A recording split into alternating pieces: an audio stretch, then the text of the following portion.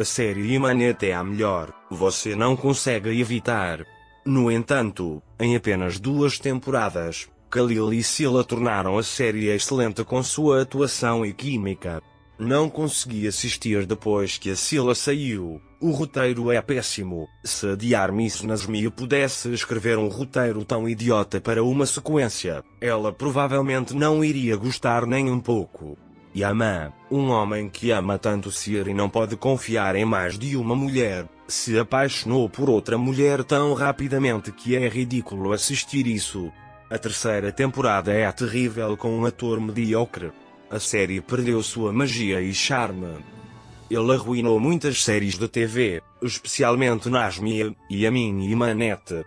Depois da 1ª e 2ª temporada, que atraiu a atenção do público, ele arruinou a série substituindo os atores muito bons por outros medíocres e tornando os cenários desesperadores. Os telespectadores poderiam não aceitar os maus atores e os amores desavergonhados dos personagens principais que surgiram um após o outro e os novos conteúdos desesperadores das temporadas. Por isso não quiseram assistir bobagens e a série acabou. Assim, Nazmi arruinou o lindo amor e histórias de Emir e Rian e Ema e Saer. Além do drama, também destruiu suas vidas privadas porque esses casais vivenciaram amor verdadeiro um pelo outro e ao mesmo tempo se separaram e tiveram que confessar seu amor a outros atores. Esta situação foi recebida de forma muito negativa pelos atores e produtores. Prezada Senhora Nazmi, nossa rainha se tornou famosa em todo o mundo graças a você. No entanto, seu nome não é mais mencionado. Você cometeu um grande erro ao trazer nossa rainha. Você jogou fora a joia que tinha na mão. Mas nossa rainha se tornou o fenômeno do mundo. Dona Nazmi, por ter ciúmes da nossa rainha, vestiu nossa filha com fantasias de velha, pensando que a deixaria ainda mais bonita.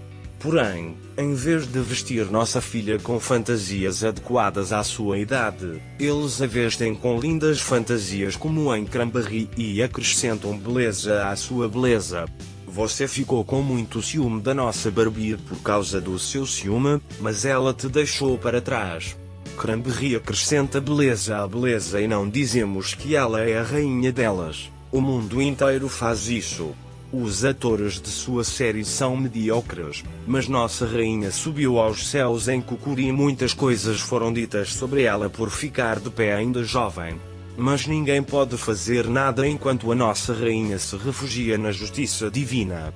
Dona Nazmi, você empurrou os diamantes com as mãos. Agora mostra para os produtores. Se colocarem nossa rainha e nosso rei na série, sua série agora vai virar um lixo.